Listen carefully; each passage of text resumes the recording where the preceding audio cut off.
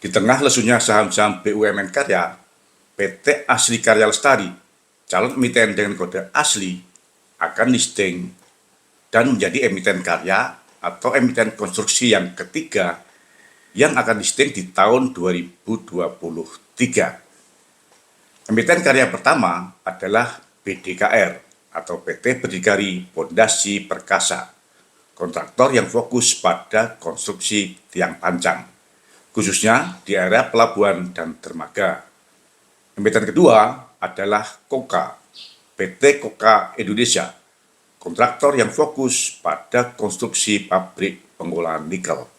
Sedangkan Asli, kontraktor yang fokus pada konstruksi jalan, termasuk jalan tol, jembatan, dan bangunan gedung-gedung tinggi.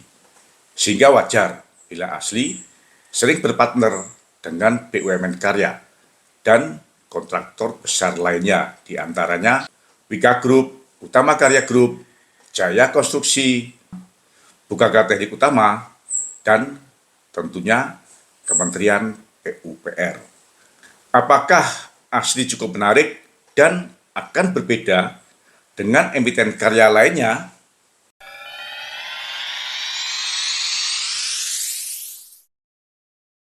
Selamat datang di Investor Level C.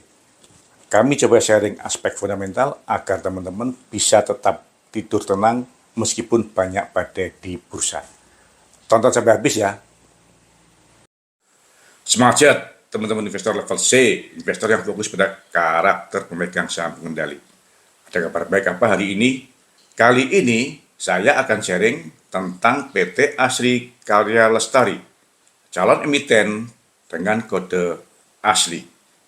Emiten karya atau konstruksi yang ketiga yang akan listing di tahun 2023. Asli akan listing dengan menerbitkan saham baru sebanyak 1,25 miliar lembar. Wow! Harga penawaran umum antara 100 sampai dengan 130 rupiah.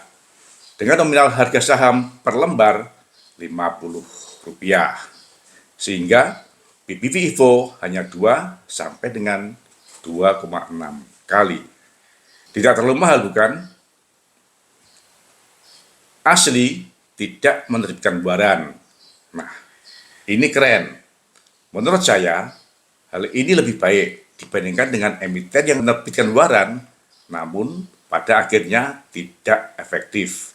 Artinya, waran yang diterbitkan, tapi sampai dengan masa akhir jatuh temponya tidak ditebus karena harga saham jauh di bawah harga eksekusi waran. Dari emiten yang menerbitkan waran, sampai saat ini lebih dari 70%-nya tidak efektif. Dari perkiraan perolehan dana hasil IPO sebesar 125 miliar, Asli merencanakan sebanyak 29% digunakan untuk setoran modal kepada anak perusahaan, yaitu PT Bumi Prima Konstruksi. 22% digunakan untuk setoran modal kepada anak perusahaan PT Manyar Perkasa Mandiri dan 49% digunakan untuk modal kerja Asli. PT Bumi Prima Konstruksi atau BPK bergerak dalam penyewaan alat-alat berat dan konstruksi seperti Asli. Sedangkan PT Manyar Perkasa Mandiri atau MPM bergerak dalam produksi beton prekas dengan rencana akan membangun batching plant di Kabupaten Subang, Jawa Barat. Nah, saya ingin memberikan 3 catatan gelap untuk teman-teman yang akan mengkolek saham Asli. Yang pertama, 22% hasil IPO untuk anak perusahaan PT Manyar Perkasa Mandiri atau MPM yang baru didirikan dan sampai saat ini belum memberikan kontribusi pendapatan terhadap Asli.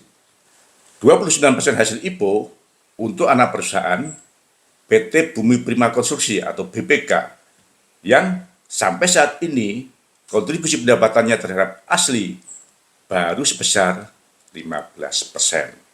Dengan demikian, 51% hasil IPO akan digunakan untuk anak perusahaan yang sampai saat ini total kontribusinya hanya sebesar 15% dari pendapatan asli. Dari perbandingan kontribusi pendapatan dan alokasi dana hasil IPO ini, menurut teman-teman, ke depan akan menambah atau mengurangi risiko usaha dari asli ya. Yang kedua, PBV IPO, yaitu harga penawaran umum dibandingkan dengan nominal harga saham yang hanya 2 sampai dengan 2,6 kali. Tapi pada akhir tahun 2022 terjadi peningkatan modal saham yang setor sebanyak 45 kali. Modal saham dari hanya sebesar 5 miliar menjadi 250 miliar. Artinya, leverage harga penawaran umum dibanding dengan nominal harga saham sesungguhnya adalah sebanyak 2 sampai dengan 2,6 kali dikalikan dengan 45 kali atau sebanyak 90 sampai dengan 117 kali. Wow, jahat banget kan? Penambahan modal yang disetor sebanyak 45 kali tersebut kira-kira digunakan untuk apa ya? Nah, sesuai dengan neraca pada prospektusnya, apabila kita lihat dari sisi aktiva, menjelang listing kita dapatkan penambahan yang signifikan pada yang pertama, uang muka pembelian material sebesar 43 miliar pada akhir 2022 dan menjadi 37 miliar pada 30 Juni 2023. Bila kita bandingkan uang muka pembelian material dengan biaya pokok penjualan atau BPP pada laporan rugi dan laba, kita dapatkan proporsi uang muka pembelian material terhadap BPP secara anuitas rata-rata mencapai 35%. Padahal sebelum tahun 2022 hanya 0 dan tidak terjadi perubahan pola usaha dari asli. Artinya, menjelang listing patut diduga telah terjadi rekayasa keuangan. Peningkatan uang muka pembelian material dengan proporsi mencapai 35% dari biaya pokok penjualan. Jahat bukan? Uang muka pembelian material ini diberikan hanya kepada satu perusahaan, yaitu PT Karya Wijaya Indo Property. Nah, apabila teman-teman berminat untuk mengkoleksi saham asli, seharusnya menggali lebih dalam kredibilitas PT Karya Wijaya Indo Property serta produk-produknya, sehingga dapat menjawab mengapa untuk memperoleh produk dari PT Karya Wijaya Indo Property harus sampai dilakukan inden. Yang kedua, sesuai dengan neraca pada prospektusnya, penambahan modal yang setor hingga 45 kali tersebut juga digunakan untuk uang muka pembelian tanah sebesar 82 miliar pada Desember 2022 dan pada 30 Juni 2023 menjadi 0 karena tanah tersebut telah menjadi aset tetap atas nama PT Manyar Perkasa Mandiri atau MPM yang akan digunakan untuk usaha batching plant dan precast.